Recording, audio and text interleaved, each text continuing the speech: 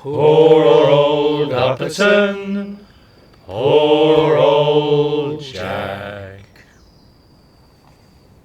We're here by the Jack Upperton gibbet post, and it's the 6th of April 1771 when the highwayman Jack Upperton was gibbeted here. So there was a great big post, much higher than this, going right up, and his body would have been hung in a cage and left there to rot as a warning to others not to follow his example.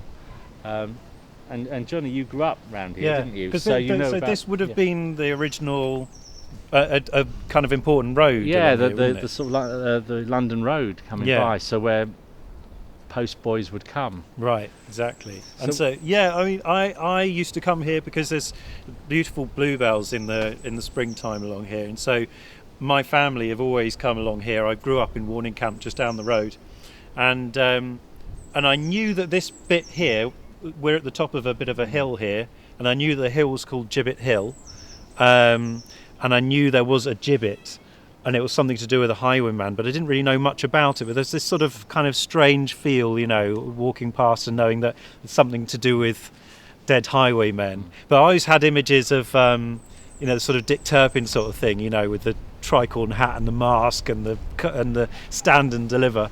But it wasn't until recently, when you did some research into it, that that I found out a bit more, and that it's an altogether more depressing and bleak story. There's not much romantic about it, is there? No, really? Nothing romantic about it. Yeah. No, and he was an old man as well.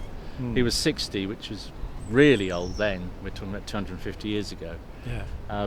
But he must have had the wherewithal. He must have had the energy, at least, to get up and commit the robbery. Yeah. Because highwaymen typically were 19, 20 years old and didn't last very long, unless they were very crafty. Yeah. I've since heard actually that he had a brother, so they might have been an accomplice. But that's something I've just sort of found out recently. But still, it's all good in the folklore, isn't it? Exactly. Yeah, it all sort of changes in the retelling, doesn't it? But still. And there was a mound. So the original post was in a mound, and then sometime in the mid-Victorian period, the Duke of Richmond, I think it was out hunting, and one of his horses hit this, and he got thrown, so he ordered it dug up. So the last remains of the gibbet was destroyed, but Lawrence Greyburn, who was born in 1881, his father showed him the exact spot, and so when Greyburn was quite old, he thought, I'm the only person left who knows where the gibbet was. So it was Greyburn in 1946 who put this iron post in the ground at the spot. Yeah. And then over the years, this plaque's come and fallen off. I think it has. I mean, the post certainly looks like it must be the original one. But I think it probably is. Yeah. But it doesn't seem quite as tall as it was in the original photographs. But the plaque has certainly changed. I mean, when I was little, it was just a little sort of wooden thing. But every time we've come past, particularly in the springtime, there've been some flowers laid down at the foot. Maybe it's sort of, but there's something really fantastic this year. Somebody's left him a drink, which is fantastic. Yeah, he hasn't. So Jack looks like he's had a little bit, but this spring. So here's to you, Jack. Yeah, good on you. Yeah, good on you. Yeah. Hidden down deep within the bluebells, not much of a distance from the track, stands an iron post in solemn memory. To old Upperton, to old Jack. Grown too old to earn a crust through labour, desperation crept upon his back, barely more than crumbs upon his table. Poor old Upperton, poor old Jack. Driven to try his chances on the highway, Upperton resolved upon a plan to claim what he could wrestle from the postboy. Poor old Upperton, poor old Jack. Hidden down deep within the bluebells, Jack's heart beat in time with the postboy's mare. He struck and stole and beat the postboy senseless. Poor young postboy, poor young boy.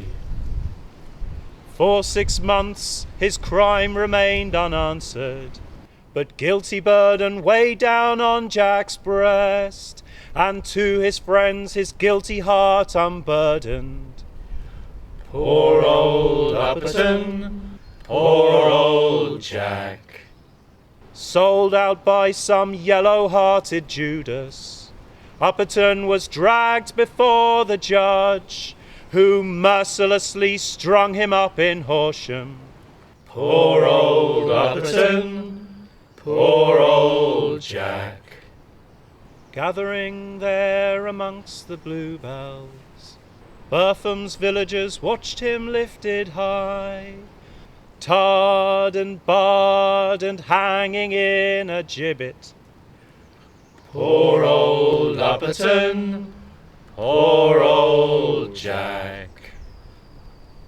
Hidden down deep within the bluebells, with flowers laid by someone at the foot, stands an iron post in solemn memory.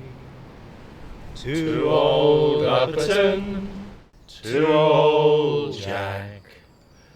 Poor old Upperton, poor old Jack.